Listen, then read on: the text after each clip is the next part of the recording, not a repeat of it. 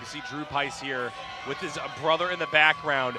They had identical records coming on into the night, by the way. Brent 6'2", 6'2". The question is, can Drew follow in his brother's footsteps here and defend his reign with a lightweight title versus Jake Atwell? Yeah, and he's trying to continue the winning ways for the Pais brothers here in this fight. Jacob already having collected a win here earlier tonight, and the bigger fight, we should say, the co-main event fight that we're about to witness is for the lightweight Cagezilla title, and guess who owns that title? It's Drew Pais. This is his title defense, and man, I'm really excited for this one. Drew, what a young, talented athlete that commits his life to MMA, and really thinks he's got all his... Ladies and gentlemen, this is the co-main event of the evening. This bout is scheduled for 3 5-minute rounds, and it is for the Cagezilla lightweight title. This bout is brought to you by Ace Party Rental. They've got you covered. Check them out at acepartycentral.com. And Freedom Bail Bonds of Fairfax, Virginia. Everybody loves freedom. And now, starting out, fighting out of the red corner, standing 5'6" and weighing in at 153 pounds, fighting out of Rising Tide with a record of 4 wins and 4 defeats, it's Jake Atwell.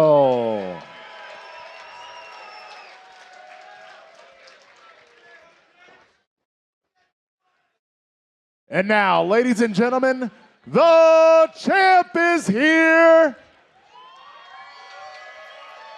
Fighting out of the blue corner, standing 5'10" and weighing in at 155 pounds, fighting out of North Carolina Triad with a record of 6 wins and only 2 defeats. He is the reigning, defending Cagezilla lightweight champion. It's Drew. These boys have a little bit of animosity, coming up with nicknames for each other. Drew called Atwell Asswell, and Atwell called him Drew P-Head Pais. And man, these guys want to get in and prove they're the best 155er here at Cagezilla. Beginning in an open stance, this is something I'm looking for. Drew can turn in an instant from fighting on the feet to crazy takedowns. He won via a delayed submission in a way to get this title the last time that he was in the Cagezilla ring. Basically, his opponent, after getting choked out, was saved by the bell, and they could not make the next round. So now Drew, I think, is looking to just test to see where Atwell is at on striking. Of course, because of the height difference, there is superior reach over to Drew, and so he may want to keep this as striking for a little bit longer than what we saw in his previous bouts. Yeah, Atwell's going to have to find a way to get inside on Drew's size. Big. And, wow, nice leg catch and putting Drew right on his back. Yeah, Drew maybe looking to pull guard there for a second, getting a few shots to buy space before he gets back up to his feet.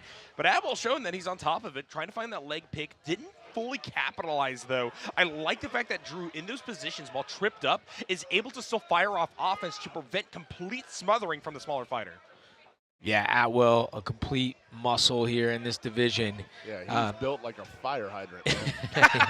Yeah, and you know, Drew, having talked about, hey, he's never faced someone, a southpaw, 5'11", and 5'10", and he hasn't faced someone like me. So we'll see, like I say, if Atwell can get inside this reach advantage that Pais has. I'm telling you, these Pais brothers really remind me of the Diaz brothers.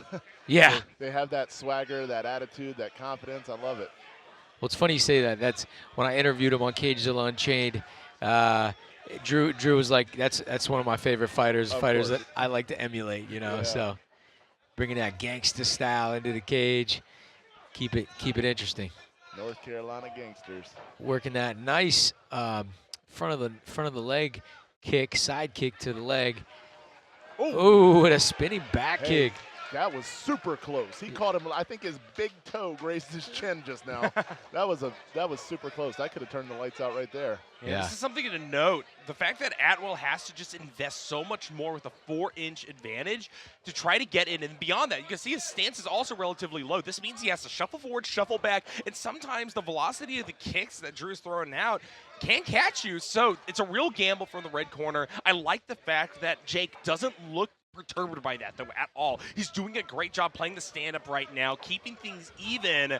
I just want to see him capitalize maybe off of a leg catch or something else to bring things in his favor, as an advancing knee is going to lead to a double leg takedown. Jake Atwell finding what I was looking for here, but now can he get past the guard? Nice takedown from Jake and finishing on top. He's got to start creating some pressure, and Drew, no.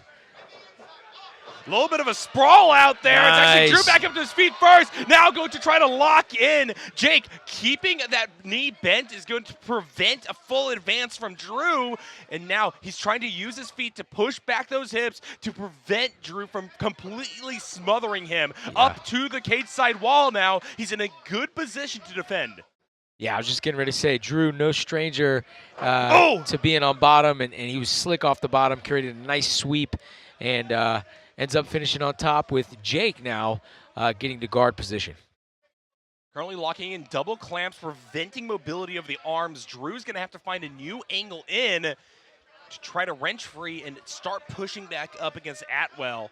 He's doing a good job in guard right now, preventing that torso separation, and in turn, shots from up top. That being said, Drew's showing a lot of strength. I thought he was going to fully just stand up Jake from this lock position. Yeah. Now, he's just pushing forward, looking to work towards that face. Yeah, he needs to keep his elbows in, hands off the mat, so Jake can't grab those arms. And he's starting to do that right now and start to mount a little bit of offense. Nice elbow. Jake doing a good job defending, but can only do this for so long. Trying to fire back. Jake doing a good job keeping the heads up and those legs up as well in order to prevent a full takeover. But the fact that Drew has the ability to just wrench those arms free whenever he wants and in turn start firing off shots gives me worry for the long-term survivability of Jake in a position like this, who now is going to be separated as Drew gets back up to his feet and is just looking to do things from above as Jake tries to pull guard. Yeah, showing a little bit of dominance there. Whoa! Keeping him down. A little bit of a sloppy sprawl, almost led to a headlock there. Couple axe kicks from the top there, but ultimately getting back to top position and finishing this round on top. Clappers are out. Jake knows he doesn't. He's trying to make a mark of his own here in this round number 2. Got a bit of an ice bag mishap on Drew Pice's side. So a little bit of a delay getting the second round. A bit of appreciated breathing space for Jake Atwell. Looking to recover here as they're drying out that corner. Yeah, safety. No injuries will. Corner. Jake definitely have to work through this puzzle box. And in doing so, he's expending a lot of energy on the feet. I wonder if we're going to actually see initiation of a takedown a little bit quicker here, maybe off of a leg pick, as Drew's once again favoring kicks to open things off. Yeah, using that stomp kick to the knee. Ooh. And from that, possibly setting up some strikes, some punches of his own. Jake was able to grab that. Oh, that looked right to the jewels, the family jewels. Yep. And Atwell's coach telling him to breathe a little bit and possibly get back in there and start taking control of this fight. Yeah, he looks okay, though. Got 5 minutes to shake it off if he needs it, but I don't think he will.